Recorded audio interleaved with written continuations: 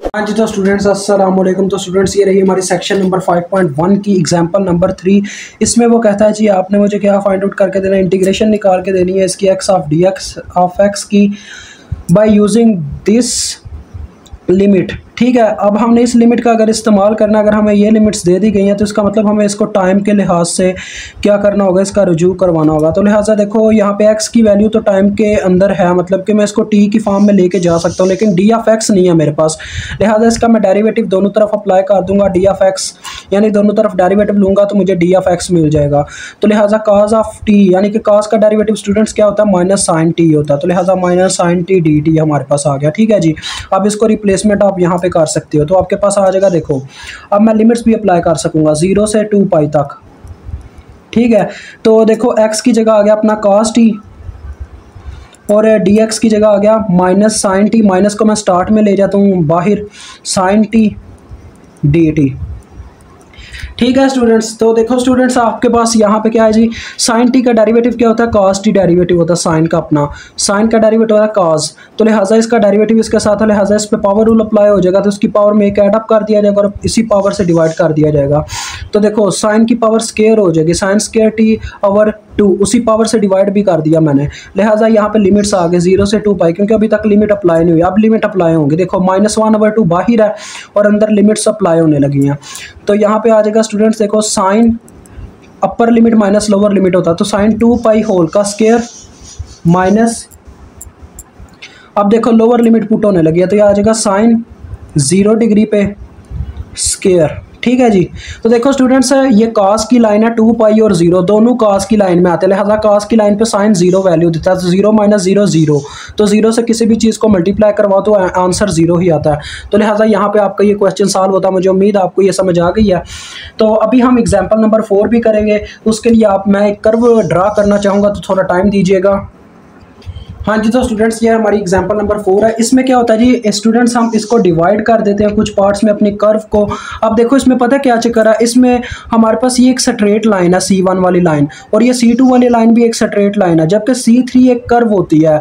ठीक है, स्लोप होती है। स्लोप को सॉल्व करने का एक तरीका होता है, तो इसको देखें हम कैसे सॉल्व करते हैं, ज़रा देखिएगा। तो इसका जो हमारे पास इंटीग्रेशन का केस होगा स्टूडेंट्स, वो बराबर होगा इन सब के सम के, यानी कि इसका ये लॉ इसका कहता है कि ये बराबर होता है C1 plus C2 plus so on, मतलब कि जितने सी आपकी कर्व में पाए जाए उतने आपको फाइंड आउट करने पड़ते हैं और जमा करना पड़ता है।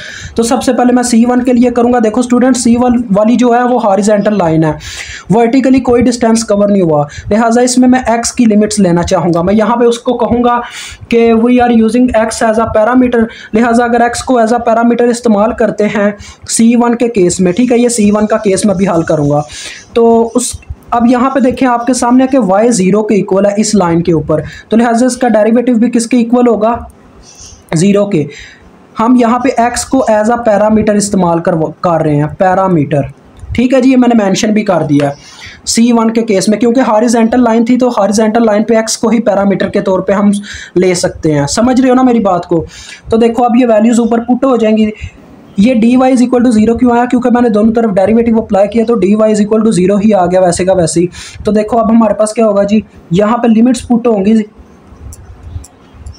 अब स्टूडेंट्स हमने देखो x को एज अ पैरामीटर लिया ना, तो x की लिमिट्स पुट होंगी। x की लिमिट्स क्या थी, ये 0 से स्टार्ट हुआ x अपना और 2 पे जाके ख़त्म हो रहा है, तो लिहाजा 0 इसकी इनिशियल और 2 इसकी फाइनल लिमिट। ठीक है, तो y स्क्वायर की जगह आ जाएगा 0 का स्क्वायर, dx की जगह dx ही रहेगा, माइनस एक्स स्क्वायर और dy की जगह आ जाएगा 0। अब देखो ये दोनों तरफ 0 आ रहा है, लिहाजा डायरेक्ट आंसर 0 आ गया अपने C1 का। C1 इज इक्वल टू ये 0 आ गया। ठीक है जी, अब C2 निकालेंगे। देखिए C2 स्टूडेंट्स वर्टिकल लाइन है, वर्टिकल लाइन पे हम y को एज अ पैरामीटर लेंगे, y एज अ पैरामीटर। ठीक है, y एज अ पैरामीटर।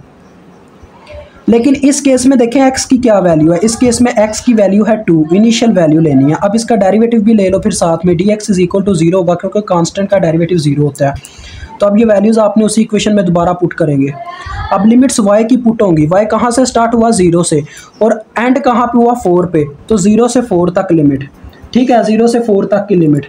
अब देखो अपने y की जगह क्या पुट होना है, y की जगह y की जगह वही चीज़ रहेगी, वाई स्केयर रहेगा, डी एक्स की जगह आ जाएगा 0, माइनस एक्स की जगह पुट होगा 2 का स्केयर, और डी वाई की जगह डी वाई ही रहेगा। तो देखो ये स्टूडेंट्स क्या बन रहा है, ये आ रहा है माइनस बाहर चला गया, और ये इसका 2 का स्केयर भी 4 भी बाहर चला गया, ये 0 हो गया टोटली। तो -4 बाहर और अंदर आ गया 0 व 4 से लेके डी वाई। तो ये हमें क्या देगा स्टूडेंट्स, ये हमें देगा -4 वाई, ये y दे देगा, ये कट जाएंगे ना ऐसे, और लिमिट साथ में आ जाएगी 0 व 4। अब लिमिट अप्लाई होगी तो देखो अपर लिमिट माइनस लोअर लिमिट 4 - 0 आ जाएगा, विच इज़ इक्वल टू -16। ठीक है जी, आपका आ गया। अब C3 रह गया, C3 को भी अभी हमने फाइंड आउट करना है, तो उसके लिए मैं नेक्स्ट पेज खोलना चाहूँगा। तो उससे पहले स्टूडेंट्स आप ये भी देख लो इसके कर्व के स्टाइल में होगा क्या। C3 के अंदर पता क्या होता है, इस कर्व ये हमेशा स्लोप बनती है, तो स्लोप के लिए याद रखना हमेशा आपने यहाँ पे ना y = x स्क्वायर पुट करना है, जोन सा भी मर्जी केस आ जाए। आपने जब C3 यानी कि स्लोप की बात करनी है, आपने y = x स्क्वायर को एज आ इंटरसेप्ट लेना, जैसे ये मैं ले रहा था, तो लिहाजा यही केस यहाँ पे चलना। देखो अब हम यहाँ पे लेंगे y = x square, derivative apply करेंगे तो क्या आ जाएगा, ये आ जाएगा dy = इसका डेरिवेटिव आएगा 2x dx, पावर रूल लगेगा ना, पावर पीछे और पावर में से एक माइनस, ये आ गया। ठीक है, और इसमें हम क्या कर रहे हैं जी, इसमें हम अपने y को एज आ इंटरसेप्ट ले रहे हैं, तो y की लिमिट्स पुट होंगी, सॉरी स्टूडेंट्स, इसमें हम x को एज आ पैरामीटर ले रहे हैं, क्योंकि देखें ना y की जगह हम पुट कर रहे हैं ना x, तो लिहाजा x को पैरामीटर लिया जा रहा है, x एज आ पैरामीटर, तो x की लिमिट्स पुट होंगी। अब देखिएगा ज़रा x की इनिशियल वैल्यू क्या है, यहाँ से हम चले, x की इनिशियल वैल्यू 2 है और फाइनल वैल्यू 0 है। ठीक है, समझ आ गई।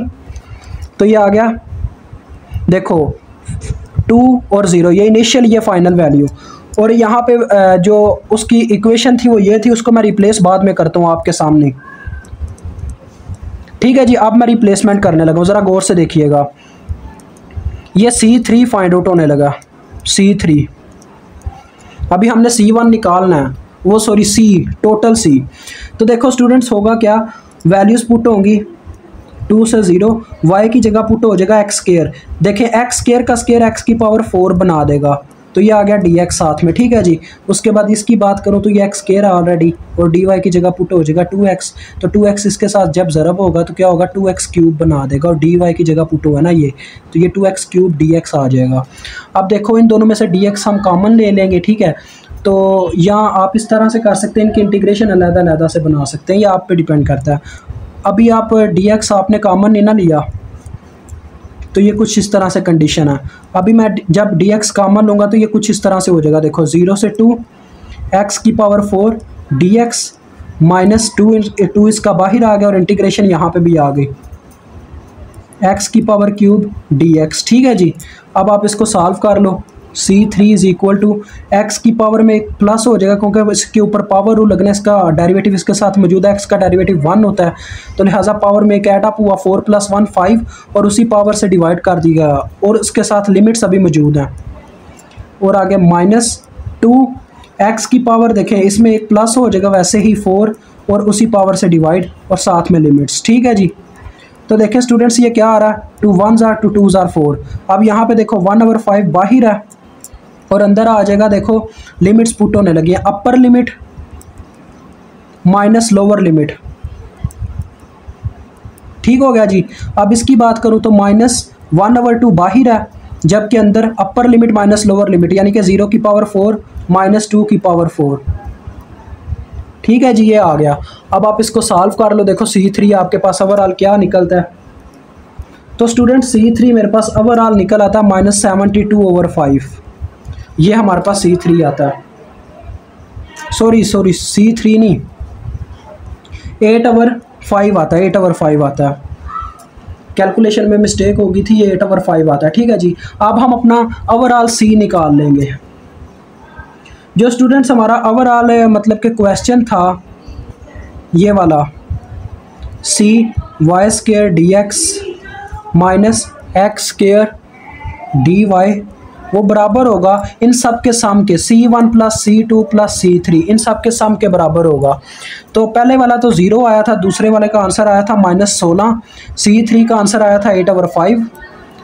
तो ये देखो 5 16 बार कितना होता है, 80 80 ये -72/5